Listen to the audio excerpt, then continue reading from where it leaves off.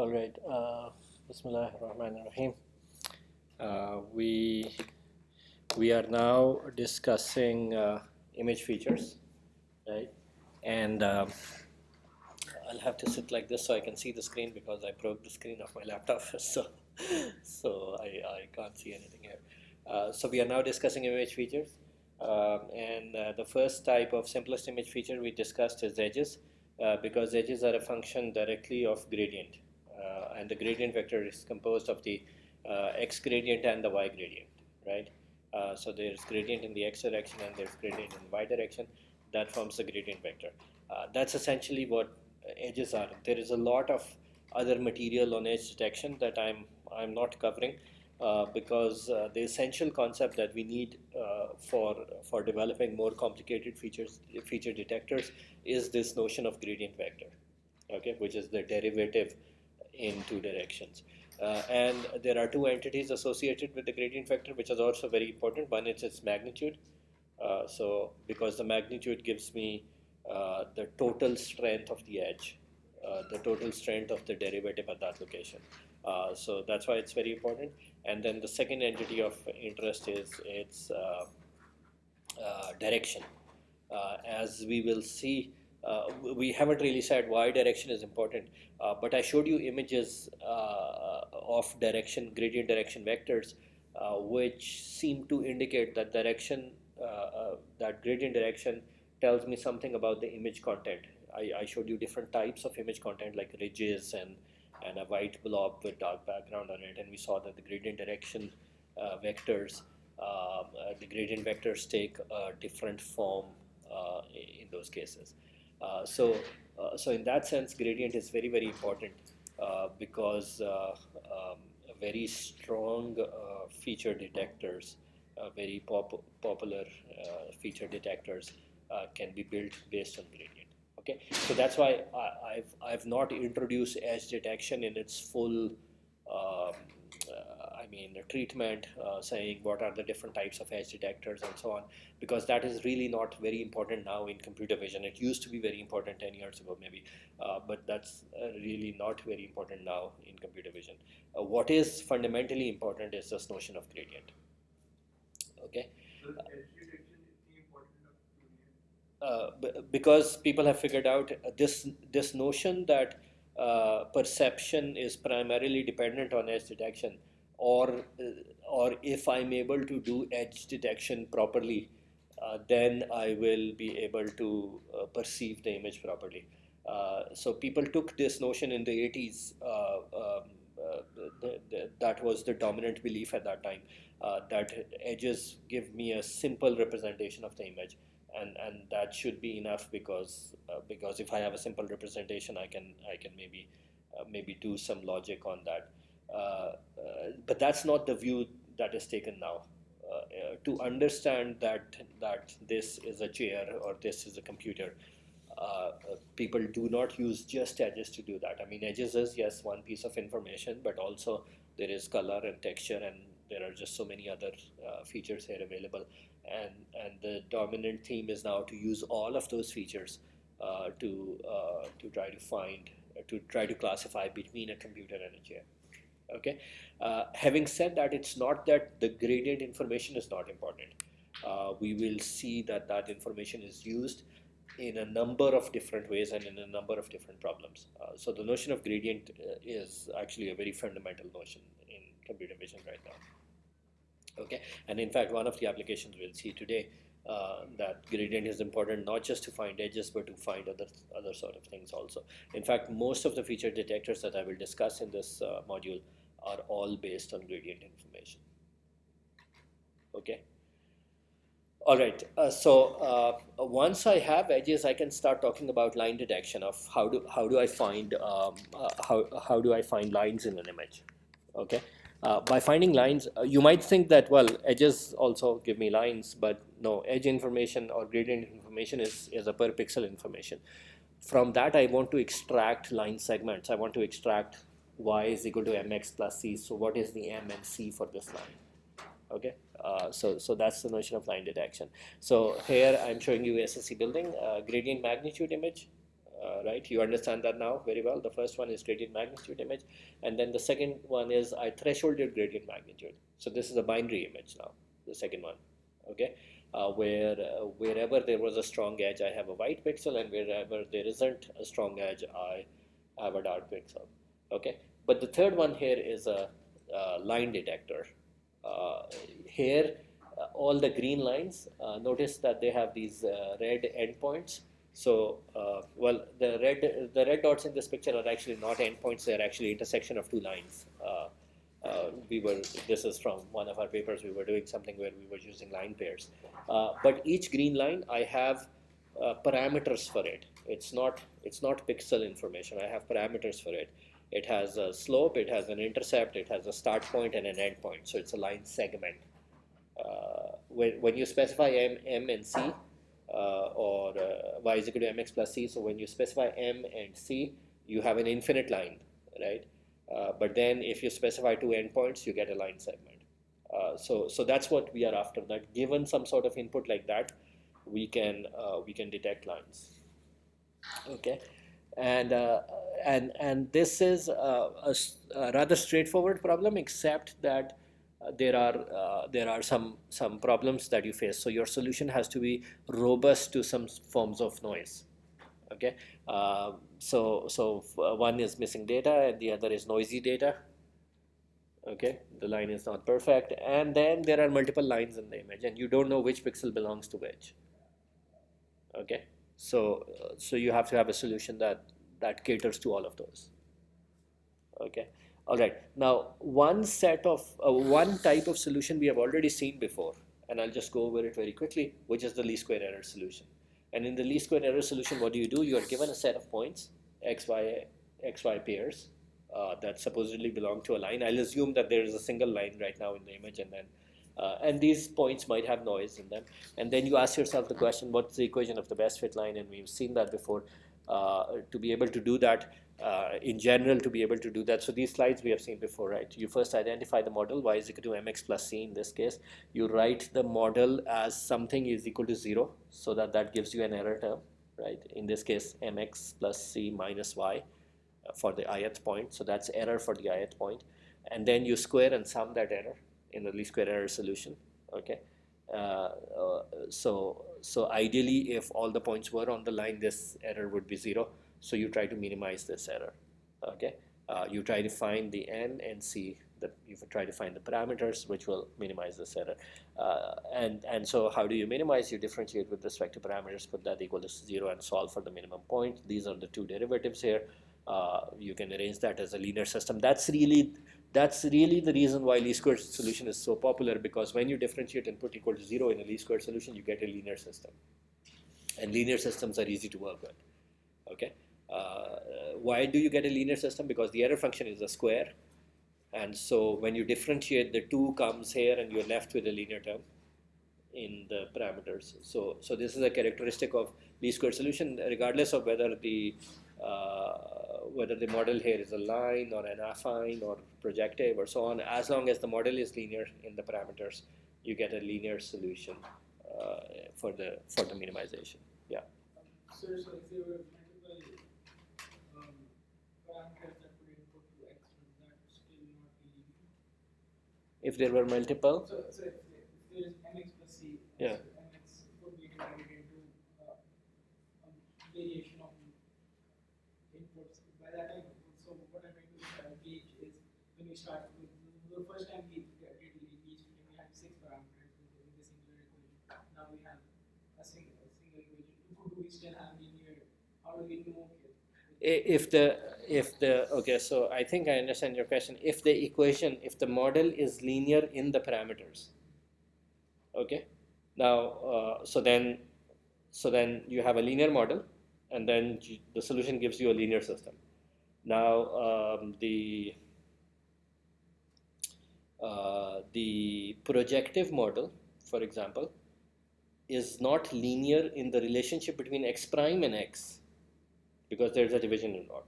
Okay, but in the parameters it's still linear, because I can write all those x prime. Once x primes and x's are known, I can write all of them in this side and have the a vector like this. So in terms of your unknowns, it's still a linear model. So if your model is linear and then you apply a least square solution to it, you will get a linear solution because the square cancels out in the derivative. Okay, and that's really the attraction of a least square error solution. Otherwise, from some other properties point of view, particularly from robustness point of view, it's not a very attractive solution, and I'll just talk about that in a second. Okay, so these are your xy points, and you get this system. The x and y's are known, so this matrix is entirely known, this matrix is entirely known. You can compute it from your data, so you compute it. Excuse me. Okay, and then you have an M and C, and then you can just sort of solve it linearly, and you get your M and C. Okay, so we have seen this before, and we have seen this not just for line fitting. We have seen this for affine, which is also essentially linear fitting in 6 dimensions, and we have seen this for projective, which is linear fitting in 8 dimensions. This is really linear fitting in 2 dimensions. Okay, all right. So and you get a pretty nice solution. This is really optimal in terms of the squared error. What is the squared error here? The error is really this distance, right? The distance of this point from the line, the distance of this point from the line. That's really your error, right? And that error is squared, and this line is fitted. So there exists no other line which will have a better squared error than this, because this is the beauty of calculus. You get the minimization in one go for a linear system. Okay. If the system itself was not linear, which means the model was not linear, then I would not get the solution in one step. And for that, you have iterative methods like Newton-Raphson and Levenberg-Marguerite, and you have a conjugate gradient, and you have a bunch of iterative methods to optimize nonlinear functions, gradient descent being one of them. Okay. In fact, gradient descent is not really one method. There's a whole bunch of methods which work on the philosophy of gradient descent. So all those iterative methods, do they give you an exact answer or an approximate answer? No, you try to search for the best answer. And how do you do that? You start from an initial guess, and every time try to minimize your error. Every time you try to take a step that will reduce your error, and you keep reducing that. And in certain cases, if the function is nonlinear but convex, there are some guarantees that you can get. But if this function is nonlinear and not convex, it's highly nonlinear with like bunch of hills and valleys in it, then there is no guarantee that you will reach the global minimum. Okay, so guarantees don't exist in certain types of complex functions that you have to deal with, and when we work with neural networks, our cost surfaces are indeed very, very complex. So there aren't guarantees that it will converge. Okay. Yeah. Could you repeat how an iterative approach differs from this approach? Well, in this case, the cost function itself is quadratic actually, right? Because we wrote E as quadratic, and you can find the minimum point of this just by calculus. Okay. Now, if the cost function was, let's say, something like this, okay. Now, calculus still holds really, right? But calculus holds in a way locally. No, okay, let me take that back. If you knew the equation, if you knew the exact equation of this cost function and you could solve it in closed form, you could still get the minimum point.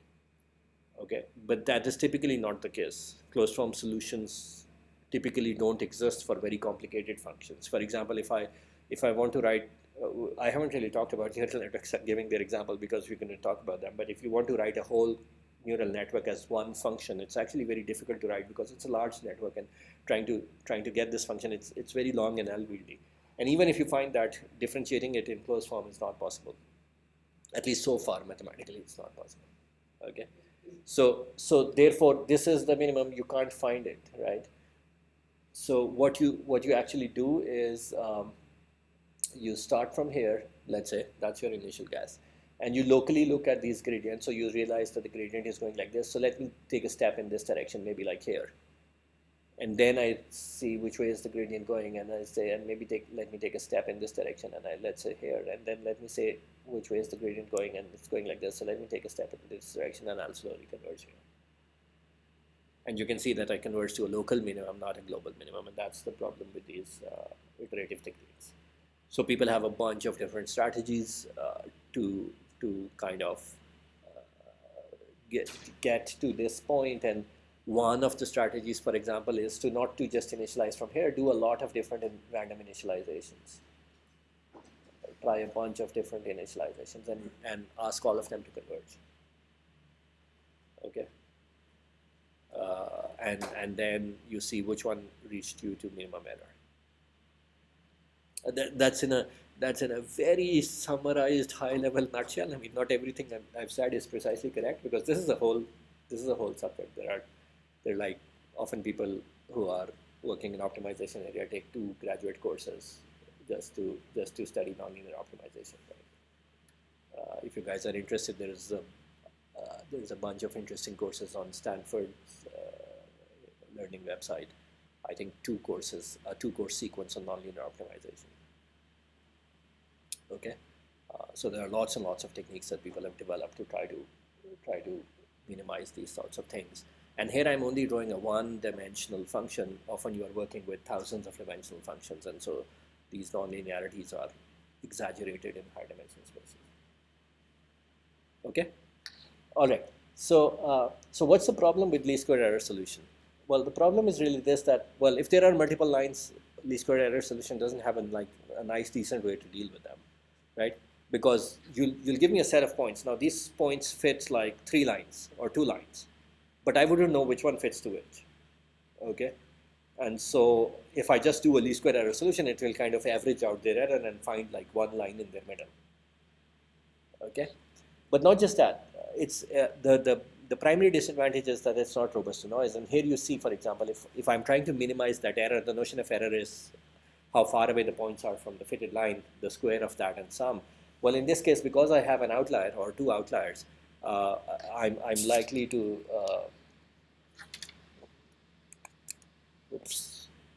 sorry.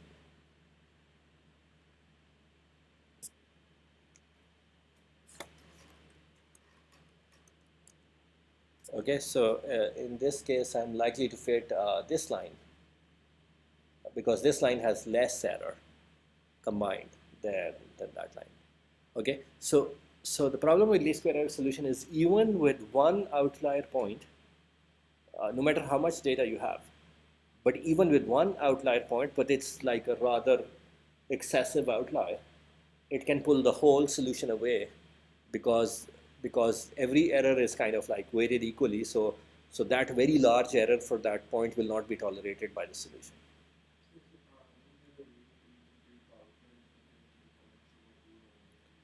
But you don't know where the line is, right? Of course, there are ways. There are lots of ways. This topic is called robust statistics. Again, it's a whole subject in statistics, right? So I'm giving you very simplified overview, just from a practitioner's point of view, right? But I'm saying the problem with saying how do I reject outliers is you don't know upfront which one is an outlier and which one is not. Okay. So people do lots of different things. So one of the straightforward extensions of least square is what is called M estimators, which is a robust type of least square. Well, since you have asked this question, let me take a little bit of digression and say what M estimators do. So what they do is they take all these data points and they pass them through kind of like an input-output filter, which is kind of like this. It's like 45 degrees line in the middle, but it kind of like does something like this. So what will happen is that if I have this value of input point, it will map to the same value as an output point, okay? But if I have this value as input point, it will map to something lower as an output point, okay? So I have some notion of my expected range of values that I'm going to expect, and then I pass them through a filter so that the outliers get a bit snubbed, and then I can apply a least square solution on top of it, okay? So there are a bunch of different estimators like this, which is called M estimators, and people have different strategies, okay? All right, so here's an example, actual example. I have this data. This type of data, by the way, is very typical in computer vision, not just for line fitting, but for finding homographies and estimating the fundamental matrix and all sorts of these linear estimation problems that we have. Okay, why is this type of data typical? What I have is, so think about the homography problem. You were estimating homographies in your previous homework. Think about the homography problem. So what happens is that we have in your case, you were simulating data. So all your points were ideal matches. You already knew those ideal match pairs, right? But typically you're going to do this matching in between two images. Like you're trying to make a panorama, so you have two images, you want to stitch them together, so you want to find the homography between them. Okay, so you do some sort of descriptor here, you do some sort of descriptor here of points, and then you try to match them. And so what typically happens is, let's say you find 100 matches, but 80 out of those are correct and 20 are not correct matches. They match to some wrong position in the image. Okay, and that's exactly, I'm taking the analogy of line fitting here, but that's exactly the case here. There are a bunch of points that you have on the line, but there are a bunch of points which are not on the line. Somehow you thought they are on the line, but they're not. Okay, so typical estimation problems in vision have this issue that they mostly come in this flavor where you have to deal with a lot of outliers. It's not just one or two outliers, there are a lot of outliers. In fact, sometimes we deal with problems where majority of the points are outliers, like more than 50% are outliers, which is like maybe a hopeless situation because, I mean, how are you going to fit in presence of so many outliers? And so robust estimation of your models like homography or fundamental matrix or line fitting, robust estimation is crucial to computer vision practitioners. Okay, is that clear? Okay, so I'm going to show you, so what happens if I do a least square fit on this data? Well, actually I get this line. This is the actual least square fit solution. And you see that it's not a very good solution because it has been swayed by those outliers.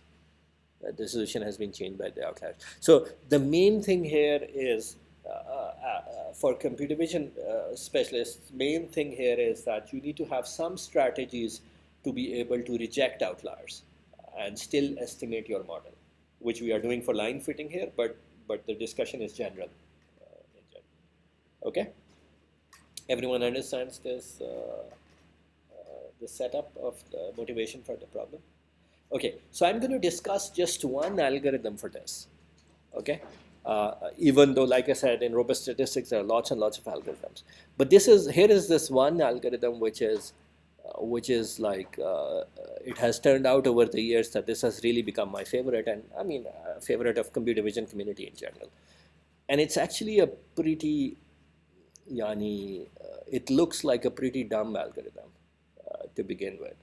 Okay, so the idea for this algorithm is the following, and I'm saying this algorithm is pretty important. If you are up against an estimation problem, I mean, my strategy always is this is the first thing to try, and if this doesn't work, I'll try something else. And in fact, the book that we are following is by Richard Hartley, right? Hartley and Zisserman, the geometry book that we followed for the first half of the course. I mean, we took material from there. So I met Hartley once, and he actually came here to Pakistan, and to hike in the mountains. I mean, so I met him in Rawalpindi, and we had a session where my students and myself, we were discussing some of the problems that we were working with. And at that time, one of the problems that we were working on is a new constraint on stereo matching. So he listened to what we had to say, and we were asking him for feedback. That's what, I mean, you typically do with researchers, that what do you think about this and what do you think about that? So we were asking him for feedback. And then this algorithm is called Ransack. So once I described my constraint, and this constraint is going to filter out your outliers very well and so on, he asked me, I mean, it was a new constraint, so he asked me, have you tried Ransack? And I said, no. And he said, I'm not interested in listening to what you are saying. I mean, not that he wasn't interested. He was saying, if you have not tried Ransack, you should first do that, because most likely you don't need this additional constraint in stereo matching. Now, if he says, if you show me even a slightest indication that your constraint works better than Ransack in filtering out the outliers, I'm very interested, because it's not easy to beat Ransack, right? But if it doesn't beat Ransack, then so what? We already have Ransack, so why do we need an additional constraint? Okay, so I'm just highlighting for you the importance of this strategy, and the strategy is actually quite dumb. It's about as simple as it can be. In fact, the first time I looked at it, I was like, "What is that? What is that? What everybody is so excited about?" I mean, everybody is citing this in their papers and so on. The paper was actually in, I think, 1981, first published in 1981 as an estimation strategy. Okay, so what you do is your problem here is to find lines. You just hypothesize a line. Okay, you just pick a line. Maybe this is a good line. Okay, randomly, really. Okay, and then you count the number of points that agree with that line. All right, and then what does agree mean? Agree means they are within a small distance of the line. Okay, so you count that, and you say these are the inliers to the line. Okay. So we set the small distance ourselves. Yes. So that's an input parameter, that how close to the line are you going to say it's actually an inlier to the line. Okay. And then you really try this for a whole bunch of lines and select the line with the largest number of inliers. Okay, that's it. That's what Ransack is. That's what I mean is used so much. Let me just explain this a little bit more, and then I'll take questions on this. Okay, so here's your data. You don't know where the line is. Okay, so how do you count inliers? Well, let's say this is your hypothesized line. Okay, so then this line has 3 inliers, maybe, depending on, you have a threshold parameter, which is how much distance close to the line are you going to call it inlier. But let's say, so this line has 3 inliers. Okay, and then let's say if I were to find this line, well, this line will have 20 inliers. So this line will win out of the other ones. Okay, so how do we find the best line? The Ransack stands for random sample, random sampling and consensus. Okay, so you randomly select the line. That's the strategy of Ransack. You randomly select the lines, count the inliers. Again, randomly select the line, count the inliers. Keep doing that till you think you have found a good line, which means till you think you have found a line with a good enough number of inliers. Yes. Yeah. First. Yeah.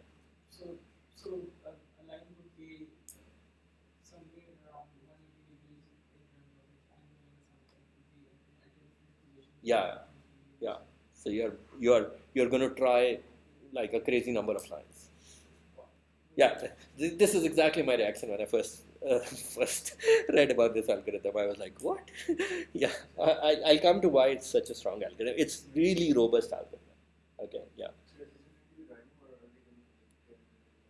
Okay, so how do I pick the hypothesis? So the Ransack strategy is hypothesize and test, hypothesize and test. We keep doing that, right? So we try out many lines. I mean, think about the elegance of least squares solution. I differentiated, put equal to 0, and I got an exact answer. I didn't have to try anything. I didn't have to try any solutions. Okay. Here I've thrown out all the calculus out of the window. I'm kind of like a dice throwing strategy. I'll pick a random number, right, and create a line out of that. Okay, so now the question is, how will I pick? You said very correctly that at any given point that I pick, there is an infinite number of lines passing through that point, and then there is an infinite number of points in that space. So how do I pick the possible lines? So how can I be sure that I'm not picking a completely crazy line? And so the strategy for Ransack is that how do we generate a hypothesis? We really, because I'm giving my data set, I pick 2 points from that data set randomly and join them to form a line. Okay? That's really the crux of this. Now what I'll do is, so of course I'm talking about Ransack in general terms, not just for line fitting. In line fitting, I have to pick 2 points because 2 is the minimum number of points to define my model, the line equation. Okay? If I was doing affine fitting, I'll pick 3 points, 3-point pairs between the 2 images, randomly because 3 points is the minimum to fit an affine model, right? If I'm doing 8-point algorithm for fundamental matrix estimation, I will pick 8 pairs of points randomly from all the pairs that my matching has given me. Okay, so you pick the minimum number of data points. That's the strategy. You pick the minimum number of data points to fit a model. Okay, here the degree of freedom of model is 2, so I'm picking 2 points, right? So to uniquely define your parameters, and then you count the inliers. That's it, and you keep repeating this. Yeah. This is like order n square n factorial. Why? So n points taken to at a time. Yeah, but I won't try all of them. If in this example there are a bunch of outliers and there are some points online, the probability that once out of my pickings I will pick 2 on the line actually comes down, grows exponentially upwards. We want you to pick one pair. No, Possibly. no. Then, I'm picking them randomly. You So- are picking them randomly. If you want to keep going, how do you know when to stop? Yeah, so if I find a good enough line with a higher number of inliers, I'll say, well, that's enough.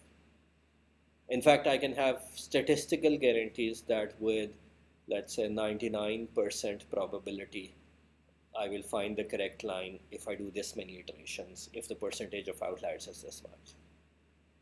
Okay, probabilistic guarantees exist here because this is probabilistic sampling, random sampling. Let me come to that point in just a moment. Okay, yeah. So when you have the 3 points, will they do the least square solution to find the value on those points? Because no one at the join was like. Yeah, once you have found your best set of inliers, you do a least squared solution just on those points. I'm asking when you're randomly picking 3 points. No, 2 points. If the constraints are not, Okay. if the parameters are not, whatever it's not, Yeah. like 6 points or whatever you said, that Yeah. is offset, Yeah. is offset. So when we draw that particular line, Yeah. or that Yeah. testing, Yeah. when we perform the Yeah, least square solution, it's a critically constrained system, so it's just a linear system that you're solving that. It's not even that you are an over constrained and you have to find the best least square fit and so on. If you have only 2 points, well, you can just solve for the line equation linearly. input parameter में क्या usually कोई threshold होता है कि अगर इतने like total points 80% is invalid stop कर दें. Yes, that or a fixed number of iterations, because like I said, there are statistical guarantees, probabilistic guarantee to do that. Okay, so let me just go through the approach, and I'll kind of then say something about why this is such a strong method, because at the first sight it doesn't look like a very strong method, right? So the general approach, and I'm not just saying this for line fitting, for any ransack problem, the general approach is step 1. Select the minimum number of random points from the data needed to estimate the model. So I realized that what's the number of freedoms in my model, how many constraints I have, so what's the minimum number of data points I need to solve for that model uniquely. And then that number of data points I just pick randomly. Okay. Now if this was a homography matching problem, I'm assuming that I'm given pairs. It's not that I have a bunch of points here and a bunch of points here and I don't have any matching between them. No, I'm given pairs. But some of those pairs can be wrong. Okay. And so in homography, I need 4 pairs to solve for the homography. So I'll pick, let's say I have 100 matches. I'll pick 4 randomly out of those. In the line fitting, I pick 2 points randomly out of those, right? So I select what's the minimum number of points I need from my data to solve for the model uniquely, and I pick those. Random. Okay, the randomness part is actually very important here. It's not that easy to beat randomness with more intelligent strategies in this problem. Okay, now you estimate the model from the selected number of random points. That's just a linear fit now.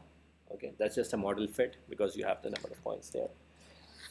Now comes the critical step. You check how many points are consistent with this fitted model.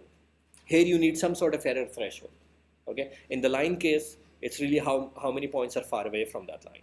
In the homography case, you will say, okay, if I take all these points here, now that I've taken 4 pairs, I found the homography. If I take all these points from here and match them there, how many of them fall within a certain distance of their corresponding point? That would be your set of inliers. In the case of fundamental matrix, you will need, let's say you're doing 8-point algorithm, you would need 8-point pairs, right, to find the fundamental matrix.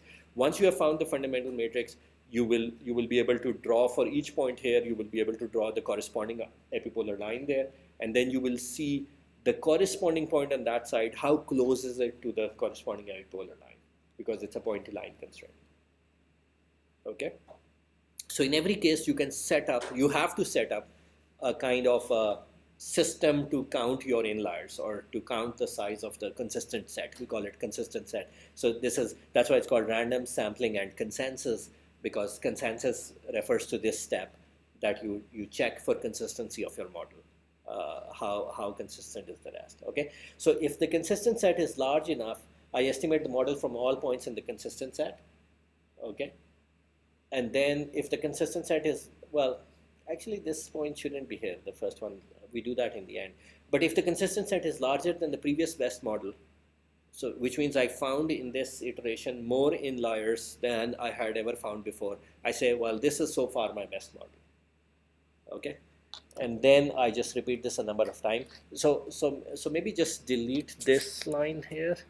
I will do that when I post the slides. Maybe just delete this line from here, because this is sufficient. What we do is we just keep finding the model randomly and consistent set with it, finding the model and consistent set with it, and then just keep the best model, okay? And then in the end, let's say I say I'm going to only do 80 iterations. So once I'm done with 80 iterations, I take whatever is my best model and take the inliers of that best model and re-estimate the least square fit out of it. Okay, and then I say that's my best fit. Okay, now I want to give you a sense of why this works so well. Okay, why is this model not like a trivial solution? So let's say I have a few points here that should be forming a line. Okay, but I have a bunch of outliers also. Okay, so what do I have here? I have 5 points on the line and 5 outliers. Okay, so 50% of my data is correct, but I don't know which one. 50%. All right. Okay. Now I'll start with ransack. Let's say first time I pick these 2 points. Okay, so I'll get this line, and my set of inliers is 3. Okay, next time let's say I pick this. So I get this line, and my set of inliers is 2. I'll say, well, that's not good enough. The previous one was better. So I'll just keep the 3 inliers, the model that fitted with 3 inliers. Okay. Now, how many iterations do I need to get to the correct line? Okay. So the probability, in this case, the probability that on the first iteration I missed the correct line. Okay. Because roughly speaking, because half the points are on the line and half the points are not on the line. Okay, so the probability, the probability that I missed the correct line is a half, right? Because if even one of the points is not on the line, I will miss that line. Okay.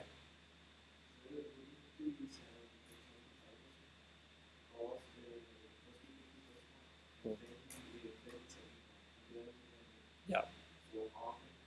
No, but the second half, there's a half and 1, because if I pick the first point, it's not on the line. The second point, regardless of wherever it is, the line will be not the correct line, because both have to be on the line to be correct. Okay. Actually, yeah, the probability. Okay, so you're right.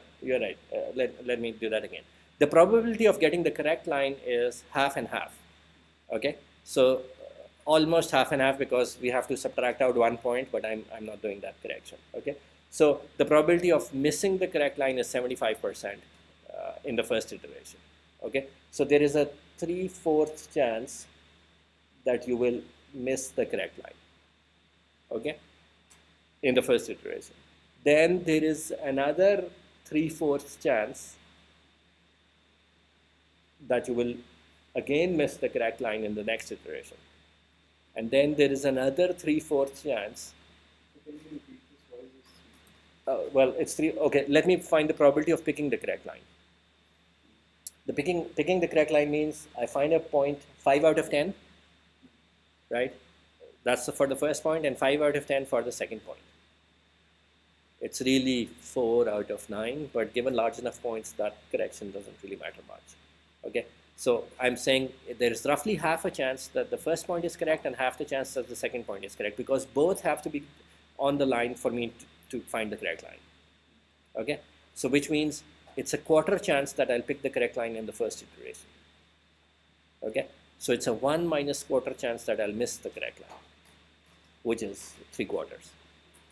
Okay, so there's a 3/4 chance that I'll miss in the first iteration, and then my iterations are independent really. It's not that I have to get it correct in every iteration. If I do 100 iteration and I only get it correct once, I'm okay.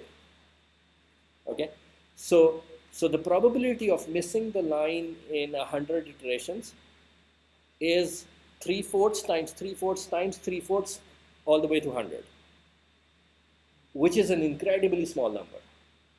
Okay, because even if you were unlucky enough to miss it 99 times, even if you got it once correct, Ransack will give you the correct solution. Ransack doesn't mind whether you get it correct 1 time or 10 times. Okay, you get this notion? So in n iterations, being unlucky enough in n iterations to keep missing this line in this 50% outlier case. By the way, think about this: 50% outlier case is pretty bad, right? Half your data is corrupt, so it's a pretty bad case. But even in this pretty bad case, getting this completely missing the correct line, I mean, like Ransack failing, the probability of that is 3/4 to the power n, which is I mean, for n is equal to 10 or 50, this is a pretty small number. Because it's a number smaller than 1, you raise it to the exponent, it's going to get smaller and smaller. Okay? It's, this is in general the power of random sampling. You know, people are, this is election season, so people are doing polls and they come up with things, you know, these guys are going to win and that, and they're never correct because society is a dynamic phenomena. So it's not that the polling strategy is flawed. The polling strategy is very solid. The guarantees in the polling strategy, statistical guarantees in the polling strategy are very solid, but the society itself is a dynamic phenomena. People can change their mind after they were polled. Okay, but how do these polls work? Okay, let's say I gave you this problem that go find the average height of persons in Lums. Okay, and let's say Lums was like this place where everybody is 6 feet high. Okay, but there are let's say 10% of people who are only 4 feet high. Okay, let's take that. It's a rather weird example. Okay, now you went and you took let's say a 5% sample of the population, because you were not going to measure the height of everyone. So that's what you do in polling. You did a 5% sample of the population. The probability that in your 5% sample you are only going to sample those 10%, and not going to get even one of those 90% of people who were 6 feet tall, is actually pretty small, right? That's the power of polling. So you read these polls where they say, in Pakistan, so many people are supporting, let's say, person X. And then if you read the fine print, they say, we polled 1,000 people, right? I mean, Pakistan is like, what, 200 million people, and you polled like 1,000 people. I mean, how does this work, right? But the reason it works is because you asked a binary question. So they say, we polled 1,000 people and our error is plus minus 3%, right? And you can scratch your head of how that happened. Now, if they truly took a random sample, and that's the critical case, your sample has to be truly random, which is not easy. And all these polling organizations like Gallup Pakistan have their random sample already locked in. They have selected those people based on a lot of different criteria and so on, so that they represent equal proportions of the population and so on. So that's their strength that they have a good random sample with them. Then they just call up 1,000 people and give you the answer. Because they are asking a plus minus question, a binary question, that's a binomial variable. And on a binomial variable, the variance of a binomial variable, if your sample size is n, is about 3%. And so they say, oh, we polled 1,000 people, and on 1,000 people, our error is plus minus 3%. That's one standard deviation of the estimator, the variance of the estimator. Yeah.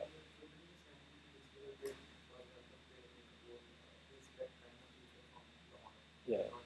No, so that's not random, right? If the answer that they were giving was for Pakistan and they select all the people from Lahore, that's not random. So the sample has to be random. That's what I'm saying.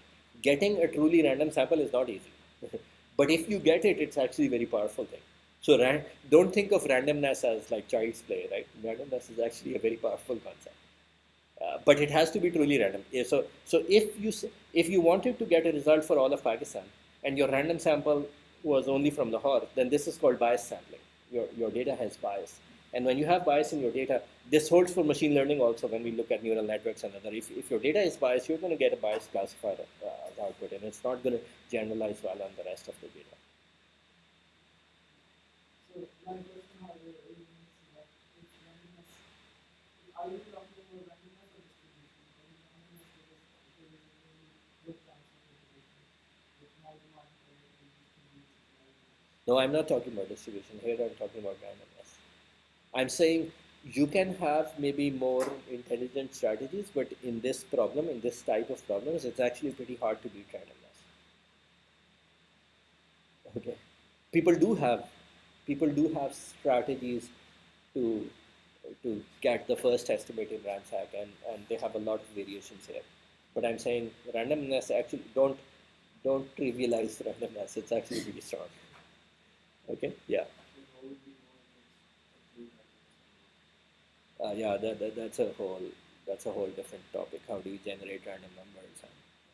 I mean, in this case, to pick a random sample, all you need is a random number generator, and then there is nothing truly random in a computer. They're all pseudo-random number generators. But that topic is very well understood. Arif Zaman is like the guru of that. He has some very strong publications in that area. So you should go listen to him to talk about random number generators. But you can, I mean, for this problem, you can assume that the random numbers that you are generating out of your computer, uniformly distributed random numbers, they're good enough. Okay. So everyone gets the idea here, and also this notion of why this is such a strong methodology.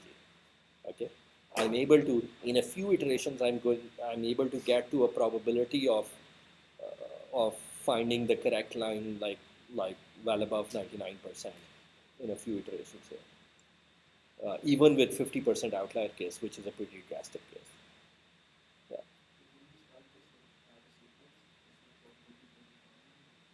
Sequence meaning? You're still not convinced that randomness is a good idea. What if you start with a sequence and then the correct solution is really at the end of the sequence? So you'll spend a lot of time, right?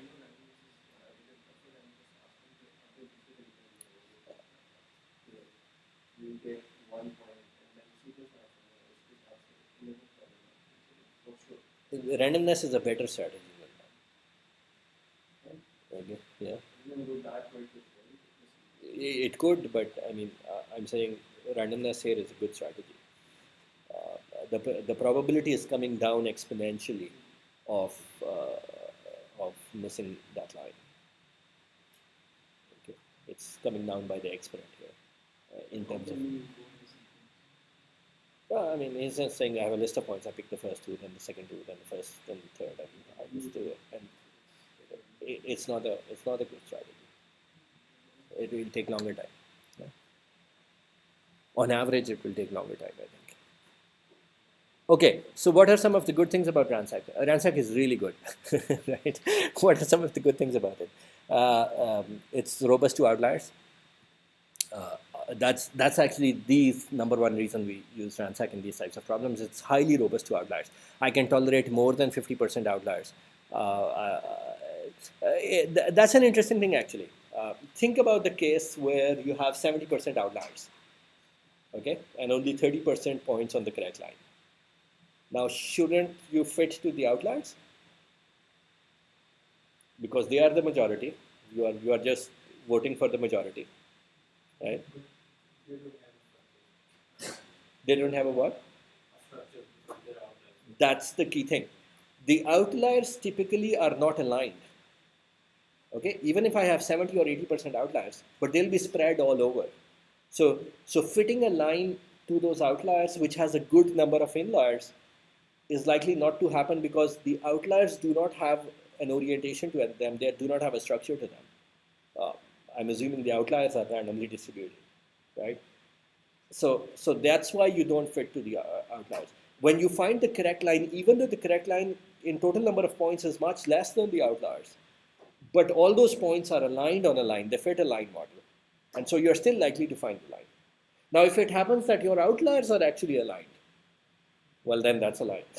Then they are the inliers, right? Yeah. It's a very democratic algorithm, actually, by the way, given that this is election season. I mean, this is like really democracy. I mean, least square fit was not very democratic. It was like an elitist solution to the problem. This is very democratic. Yeah.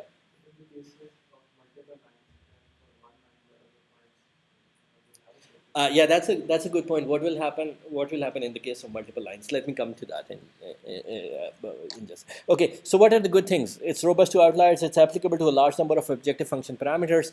Yani I can apply it to homography, to fundamental matrix estimation, to all sorts of problems actually, right? And the optimization of parameters are easier to choose than the optimization parameters are easier to choose than some of the other approaches. What this means is, okay, I have to choose a threshold for my ransack to run, but the threshold has an easy interpretation here: how much distance I'm going to tolerate outside my model, right?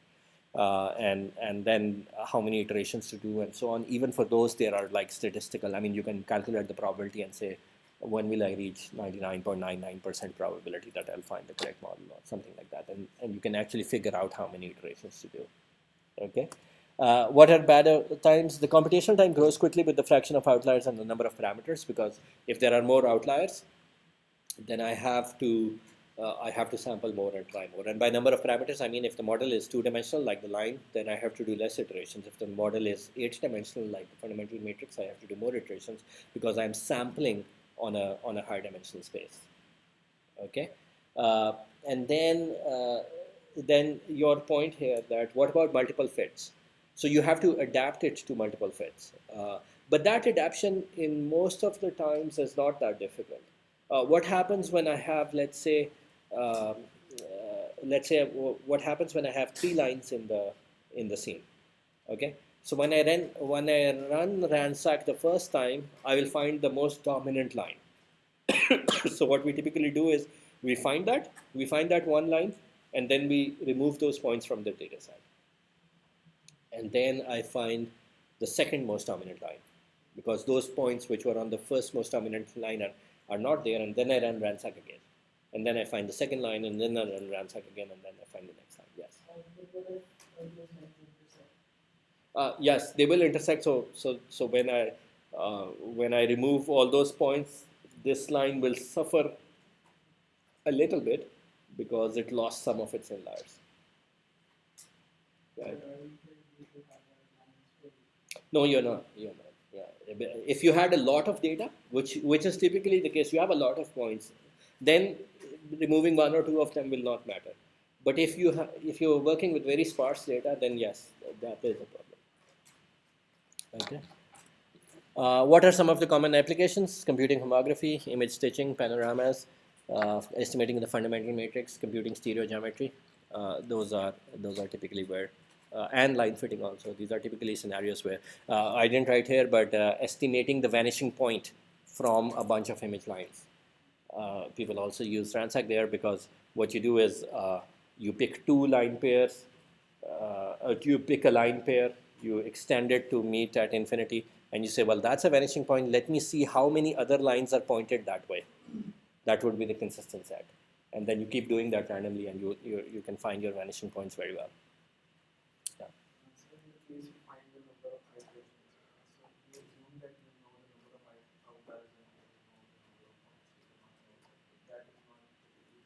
Yeah, that's not typically the case, but people have some like rules of thumbs to pick out how many iterations you want.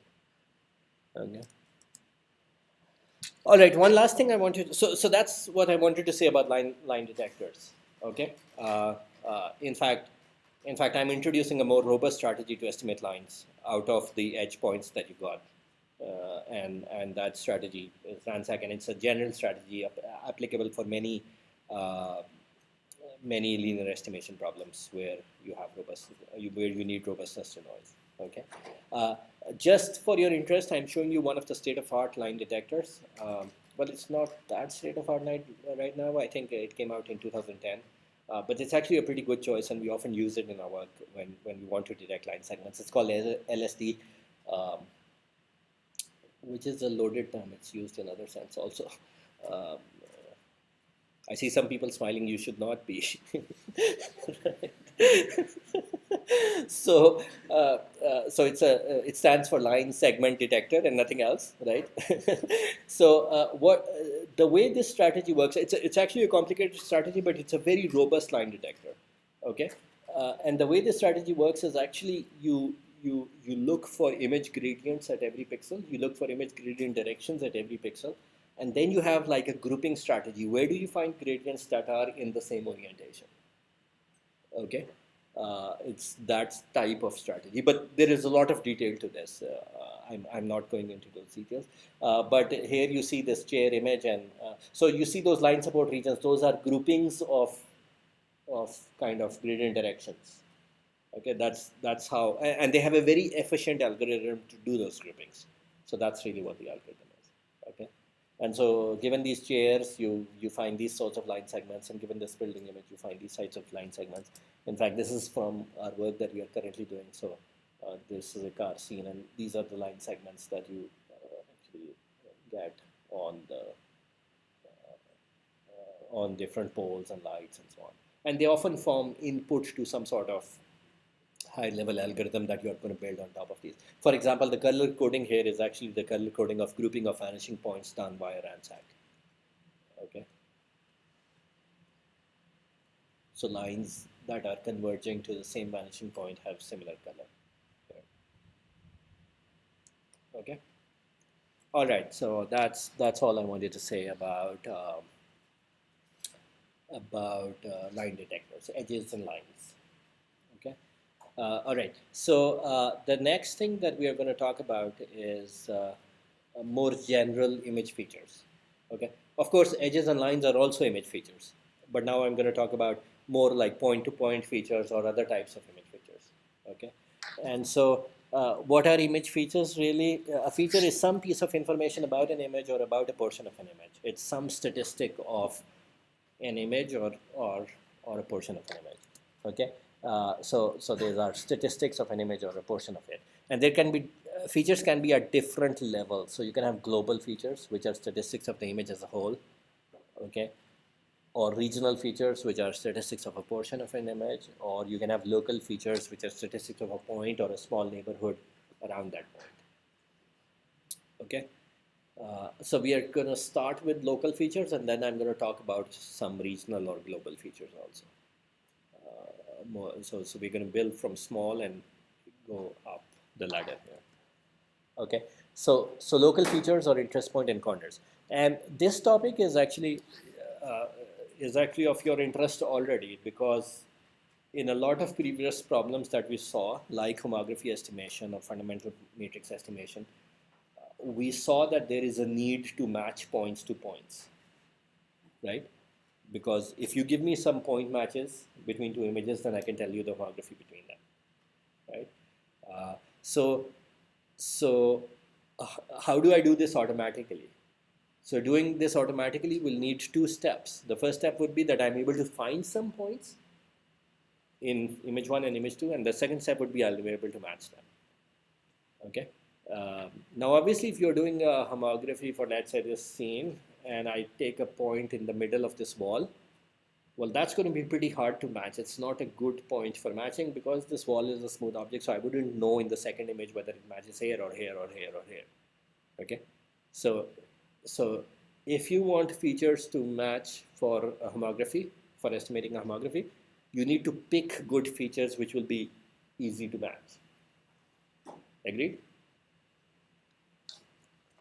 All right. So why do we talk about point features? Well, one motivation is for making panoramas. So for example, I have two images here taken by a camera where I clicked a picture and then rotated the camera and I clicked the picture. So since the object is far away from the camera motion can be approximated here by a rotation.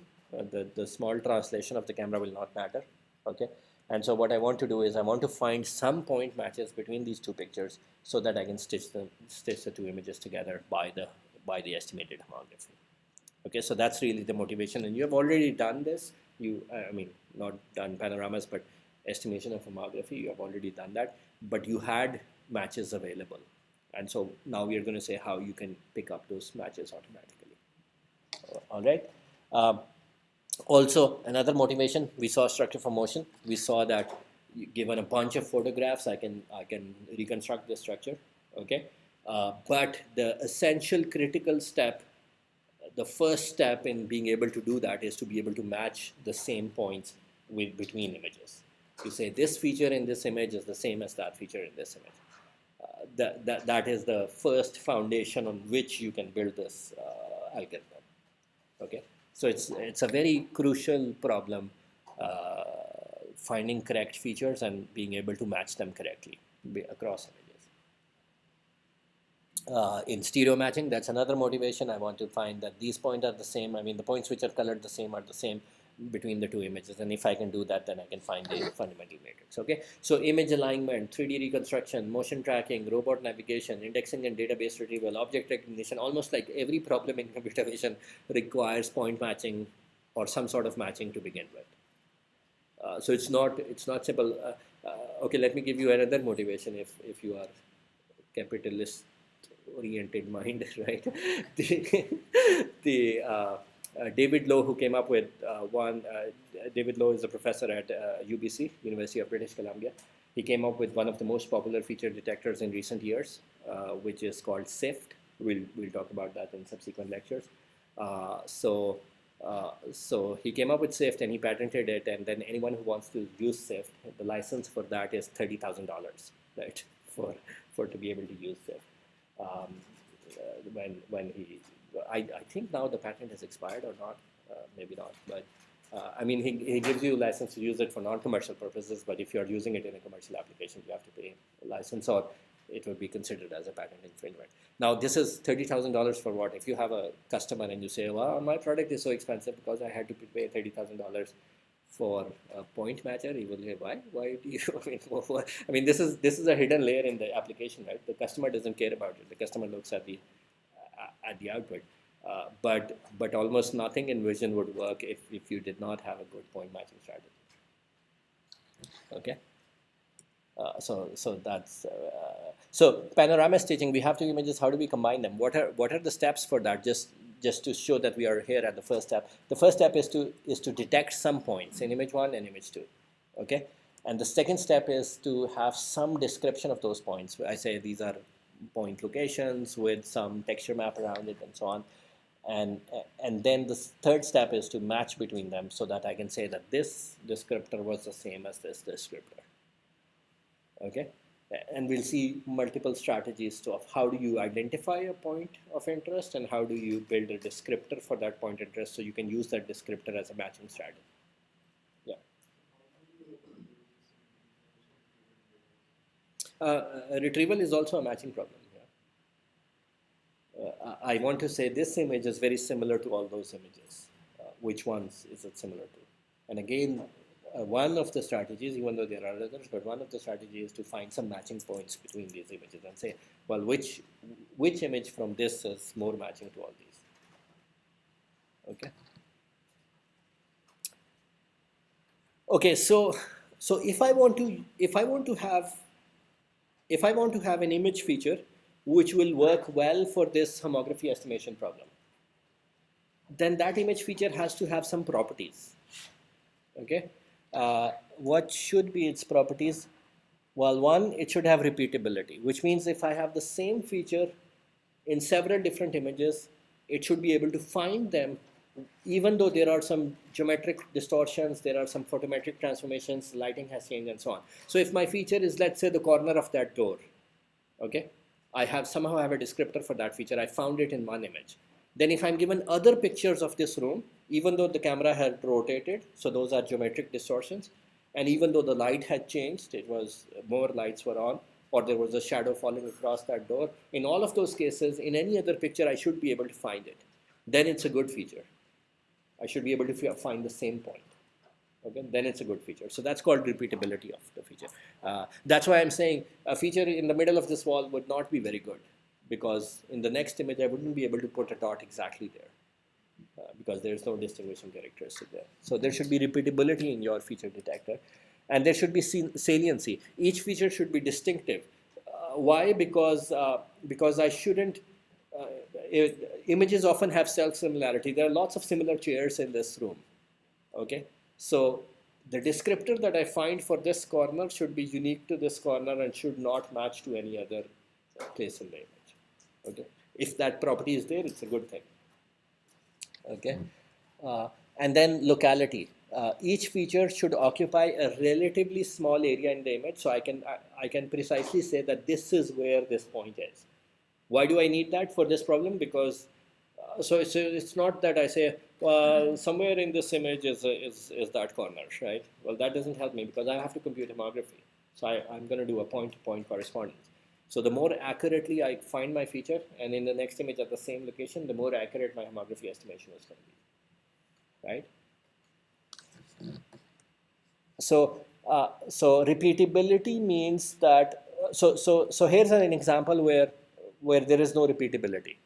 In the first image, I found those blue dots, and in the second image, I found those red dots. Well, I didn't find the locations that were for those blue dots in this image. So that's a bad thing. I shouldn't have a feature detector like this, which gives me this sort of output on the two images. That's a violation of repeatability. Okay. Then distinctiveness. That feature should have a descriptor so that in the next image I have 4 possible candidates. I would be able to say, well, that descriptor is the most matching to this descriptor. That's distinctiveness. Okay. And this distinctiveness should hold even if there is geometric distortions and photometric distortions, color distortions, lighting distortions, and so on. Okay. Ideally, it should hold. Yeah. Repeatability means, look, there's a point on the peak of the mountain there. So there should be a point on the peak of the mountain here when I independently find features in this image. Because the strategy is I'll independently find features and then I'll match them. I'll find the distance of each to each and say which one does this match best to. Okay. All right. So that's distinctiveness, right? And this is so that's distinctiveness. I should have some sort, because I'm only looking at a local neighborhood. I should have some sort of descriptor there so that I can say, well, that matches to the top one, but not to the others. Okay. And then locality, each feature should be defined locally. So this is an output of a corner detector, a feature detector, where it has found like corners in the image. Okay, so let me just introduce this part and we'll finish it tomorrow, inshallah. So then we talked about edges, right? And now we are wanting to find features which will help us in matching images for a homography, okay? Help us in estimating a homography. And so our contention here is, our thesis here is that we are going to search in the image for corners, because corners are going to be good features to be allow me to do localization matches. Okay, so how do we define a corner? Well, I should ask this question: how does a corner differ from an edge? So for us, when I think we continuous line, we can have a different spheres, but like in the corner would have a wide angle component. Yeah. Okay. Yeah. In the sense that in the body you have anything outside this violence component would be outcome. Almost. Yeah.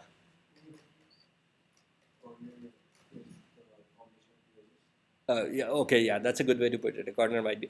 See, an edge is something that has gradient in one direction, strong gradient in one direction. I mean, if you cut an edge in an orthogonal direction, you see a large intensity variation, a large rate of change of intensity. So that's a strong gradient. But in the other direction, it doesn't have a gradient. Okay.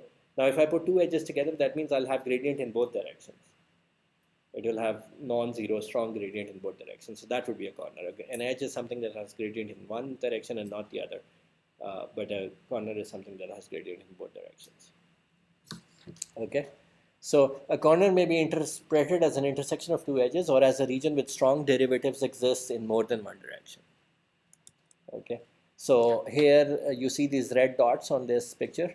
All of those are output of a corner detector, and you see that it has found out. I mean, so it's some sort of strategy where I'm finding where two edges intersect or where I have derivatives in both directions. We'll see what this strategy is. Okay, and this is for a real photograph. You see, I get a corner here at the here, but I don't get a corner here. That's the key thing, right?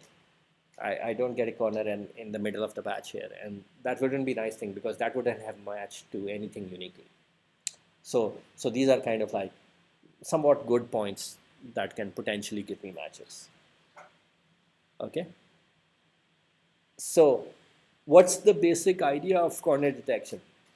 We should easily recognize a point by looking at it through a small window, because I'm only gonna, even when I find gradients, I just look at a small neighborhood because it's a +1, -1 type of mask. So I'm looking at a small neighborhood.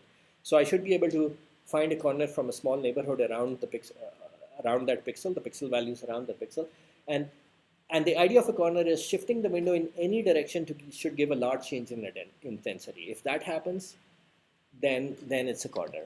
Okay, so this patch right now is in a flat region. It's black. If I move it this way, that way, this way, that way, whichever way I put it, it's going to remain black. There's going to be no change in intensity for this patch.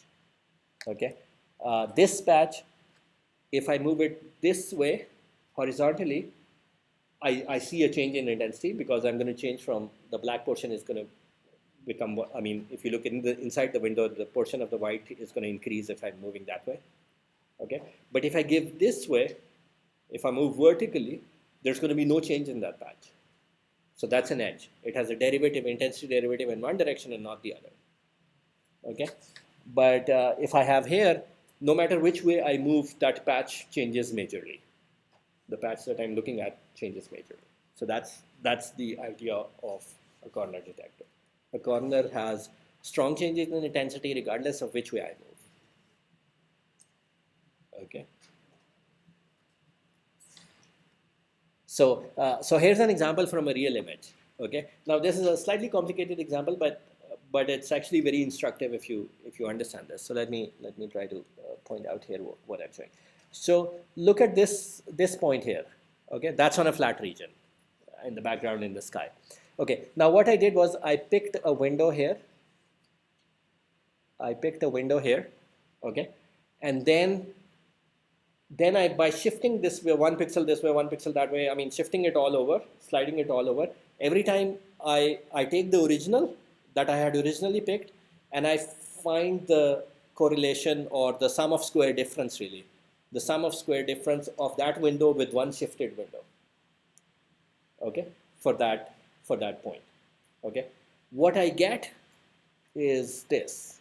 I get an error surface. Now remember, understand what this error surface is. If I want to write it mathematically, it is the errors of the original window minus a shifted version of that window where the shift is x and y, and I'm going to try a bunch of x and y values and sum that up over different x and y's. Okay. So and the square of that, because this is sum of square differences, so the square of that. Okay. Now for this patch, I get almost like a level surface, because even if I move a little bit that way, a little bit that way, it remains mostly the same, and so the sum of square error is close to 0. Okay. Now for this point, where's the point on the edge? Yeah, here. I did the same for this point.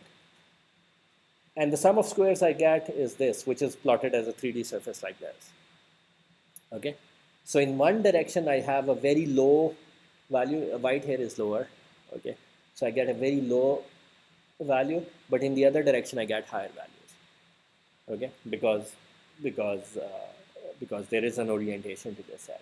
But then I picked another point which is here in the middle of this garden, okay, and now this gives me a very defined like peakiness to the error surface.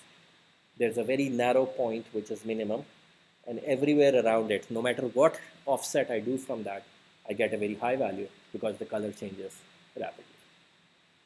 Okay, this is kind of like the equivalent of the same previous slide, but I'm showing it to you for a real image just so that you get a sense of it. So this is a corner, whereas this type of error surface is a corner. The sum of squared error surface is a corner. This is edge, okay, and this is like flat patch. By the way, for those who have taken signal processing, the sort of operation I'm doing here is autocorrelation, right? The autocorrelation surfaces will also look like this. Okay, for those who have not taken, just ignore this comment. Okay, is this clear?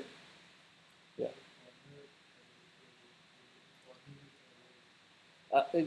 In the corner, what happens is that if I take the original patch and I slide it by just one translation and sum that up, a lot has changed.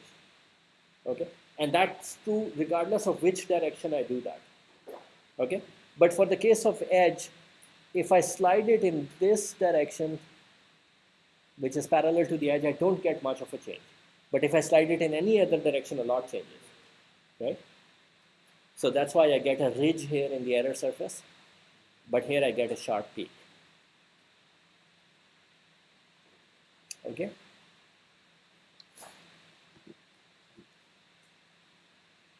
So yeah, let me just end on this slide. So the idea of building a simple corner detector is again based on gradients. I'm going to look for gradients which will change in two directions, in more than one direction, which will have strong gradient values in more than one direction. Okay, let me just stop here, and we will build the mathematics for this corner detector based on gradients in this simple strategy. This is a simple corner detector. Then we'll see more complicated corner detectors or more complicated feature detectors after we are done with this. This one has a name. It's called KLT, the Canare, Lucas, and Tomasi corner detector. Okay, so this is the second time we have heard Canade's name, right? When was the first time? Structure for motion, the Tomasi and Canade algorithm. Okay, and this is the second time we have heard Canade's name. Canade is a very senior guy in computer vision. Um, he has done a lot of fundamental work. He is the head of Robotics Institute at Carnegie Mellon, and he started working in vision in the 70s, and in his PhD he worked on the face recognition problem. That was a very early piece of work on face recognition, but after that he has done a lot of very different fundamental contributions. From here at LUMS we have a paper which is co-authored with Canade also. So one of our PhD students worked on a problem where Canade also contributed to that. So that's a very interesting piece of work that we did. But he has like really phenomenal contributions to computer vision community. Okay. We are probably not going to study optical flow, but if we do, then there is a Lucas-Canade method, which is very fundamental in optical flow. All right. Any questions? Okay, good.